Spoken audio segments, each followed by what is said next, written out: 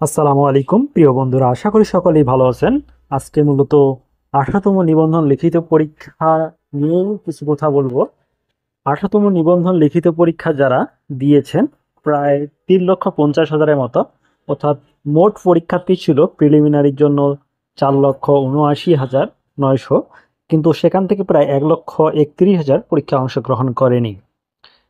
আর total পরীক্ষার্থী 3.5 লক্ষ বলা চলে। কিন্তু বর্তমান 18তম নিবন্ধন এর আগে যে পঞ্চম গণবিজ্ঞপ্তিটা হয়ে গেল, সেখানে কিন্তু প্রায় 97,000-এর মতো শূন্যপদ ছিল। সেখানে মাত্র 19,000-এর মতো নিয়োগ দেওয়া হয়েছে চূড়ান্তভাবে পঞ্চম গণবিজ্ঞপ্তিতে।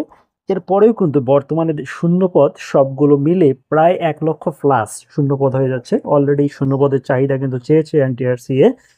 এখন 18তম নিবন্ধন থেকে শুরু করে নিচে যেগুলো রয়েছে যারা নিয়োগপ্রাপ্ত হয়নি, এদেরকে সম্মিলিতভাবে সকলে মিলে কিন্তু একটা গণবিজ্ঞপ্তি দিয়ে যাচ্ছে, ষষ্ঠ গণবিজ্ঞপ্তি। আর এই ষষ্ঠ গণবিজ্ঞপ্তির কিন্তু কার্যক্রম চলতেছে, আপনারা সকলেই জানেন।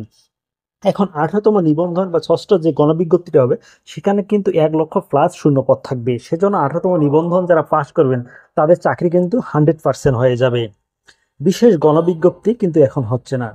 অক্টোবরের প্রথম সপ্তাহে রেজাল্ট বা দ্বিতীয় সপ্তাহে এরকম দিয়ে দিবে রেজাল্ট। অক্টোবর মাসে আপনারা রেজাল্ট পেয়ে যাবেন এবং সামনের বছর 2025 সালের প্রথম দিকে জানুয়ারি ফেব্রুয়ারির দিকে আপনারা ষষ্ঠ গণবিজ্ঞপ্তি পেয়ে যাবেন। অর্থাৎ আপনাদের যে কাঙ্ক্ষিত যে চাকরির আশা, সেটা কিন্তু আপনাদের হয়ে যাবে, আপনাদের স্বপ্ন পূরণ হবে, আপনাদের বেকারত্ব ঘুচে যাবে। এবং আরেকটি বিষয়, 35-এর আন্দোলন একটা চলতেছে। যারা 35 চান তারা 30শে সেপ্টেম্বর আন্দোলন আছে ঢাকা শাহবাগে, সকলে অবশ্যই আসবেন, সেখানে অংশগ্রহণ করবেন। ঠিক আছে। আর জাল সনদ কিন্তু এনটিআরসিতে আমরা দেখেছি এর আগে অনেকেই কিন্তু জাল সনদ দিয়ে কিন্তু চাকরিতে ঢুকে গেছে। এরকম হাজার হাজার আছে যারা এখনো চাকরি করতেছে জাল সনদ দিয়ে। আর এবার কিন্তু ক্যান্ডিডেট যেহেতু অনেক বেশি, 3.5 লক্ষ, এখান থেকে কিন্তু যারা একটু ভালো পরীক্ষা দিয়েছেন 18তমরা, তারা কিন্তু পাশ করবেন এবং অল্প নাম্বারই পাশ করবেন। আগে যে 60, 70, 80 নাম্বার লাগতো, এবার কিন্তু তা লাগবে না। এবার প্রশ্ন প্যাটার্ন, সিলেবাস, মানে সবকিছু কিন্তু চেঞ্জ ছিল। প্রশ্নের ধরন আহ, কঠিন, এবং প্রশ্নপত্র কিন্তু কঠিন ছিল, অথবা ছিল না। যেখানে যেটাই আসছে সেটাই উত্তর দিতে হয়েছে। অনেকের প্রশ্ন কমন পড়েছে, অনেকের পড়ে নেই। আবার টাইম মেনটেন, এটা জানেন আপনারা, 10টি প্রশ্ন ছিল, 3 ঘন্টার সময়।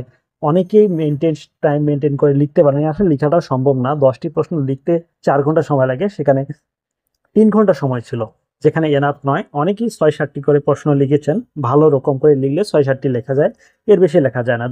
যারা 10টি লিখছেন তারা ছোট ছোট করে লিখছেন।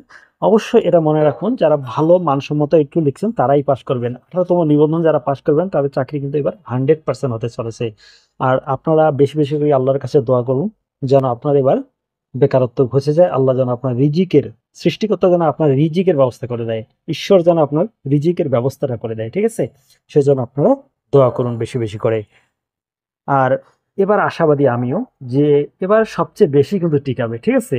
রিটেনে এবার সবচেয়ে বেশি টিকাবে। আর রিটেনে টিকানো মানে আপনার চাকরি কনফার্ম। কারণ প্রিলিমিনারি ভাইভাতে কিন্তু তেমন ফেল নাই, 0.1% বলা চলে ফেল। অর্থাৎ যাদের কাগজপত্র সমস্যা থাকে বা বিভিন্ন ধরনের সমস্যা থাকে তারাই কিন্তু ফেল করে ভাইভাতে, তাছাড়া কেউই ফেল করে না, সকলেই কিন্তু পাশ করে। ঠিক আছে। এখানে প্রিলিমিনারিতে 100 নম্বর থাকে, রিটেনে তো 100 নম্বর, এবং ভাইভাতে 20 নম্বর থাকে। আর এইগুলো প্রতিটাতে 40% নাম্বার পেলেই আপনাদের পাস। ভালো থাকুন, সুস্থ থাকুন, আর অবশ্যই চ্যানেলটি সাবস্ক্রাইব করে সাথে থাকবেন। আর নতুন যে চ্যানেলটি আমি তৈরি করছি শখ ভাই জব একাডেমি 2, সেটা অবশ্যই সাবস্ক্রাইব করবেন।